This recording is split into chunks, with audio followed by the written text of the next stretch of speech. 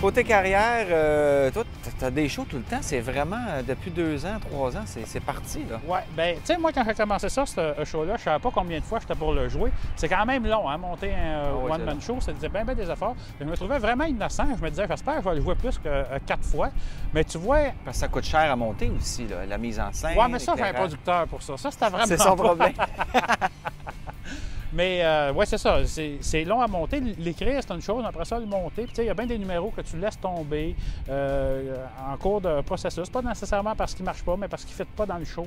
Puis monter ça, puis apprendre les numéros. Fait tu sais, je suis content que ça ait marché. On va... c'est à peu près certain qu'on va... À moins que je me tue en moto. C'est à peu près certain qu'on va taper 100 000 billets au moins.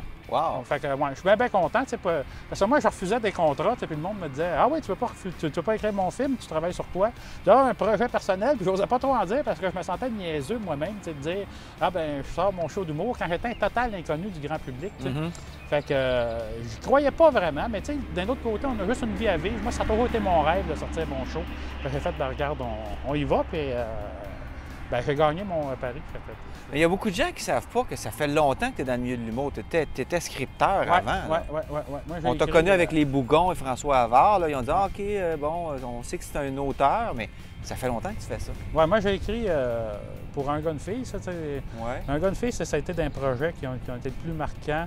Radio Enfer pour les plus jeunes. 3 fois rien. J'ai écrit. Pour les mecs comiques aussi, l'autre émission de TV. J'ai écrit pour des humoristes.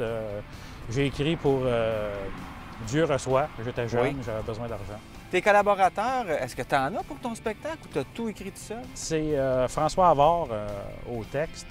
François, il n'a pas écrit tant de choses que ça, mais qu'est-ce qu'il a écrit? C'est dans les punchs les meilleurs du show, c'est comme les plus gros punchs. Au-delà des textes, François aussi, ça a été mon courage pour le show, je te dirais. Ça a été une source d'inspiration. Tu sais, souvent, il y a des affaires que j'avais peur de faire. J'étais là, il me semble que je vais loin, puis je me souviens une fois, François m'a dit « Ouais, mais tu sais, JF, quand tu fais la même affaire que tout le monde, t'es comme tout le monde.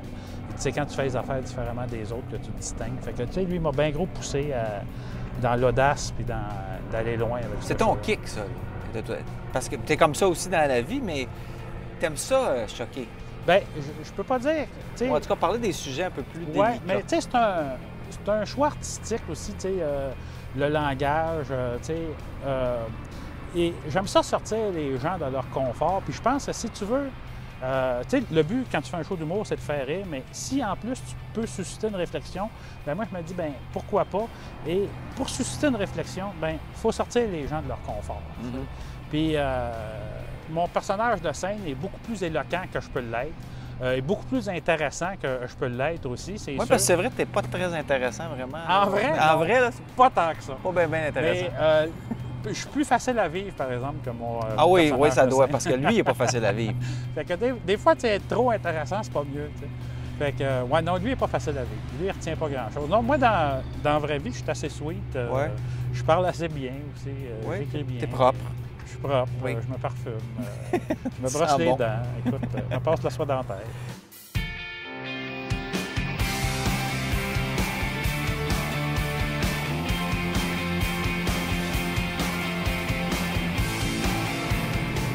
C'est le temps de l'évaluation d'une portion de route. On est avec Jean-François Mercier. On a fait aujourd'hui la 223 entre l'autoroute 20 et en se dirigeant vers Sorel.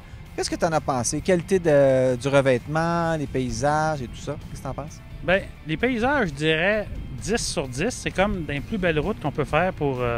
la plupart des gens font l'autre bord. Ils font la 133, je pense la 223. C'est une bien plus belle route. Qualité du revêtement, bien, c'est une route québécoise, donc je donnerais un 2 sur 10. C'est comme partout ailleurs.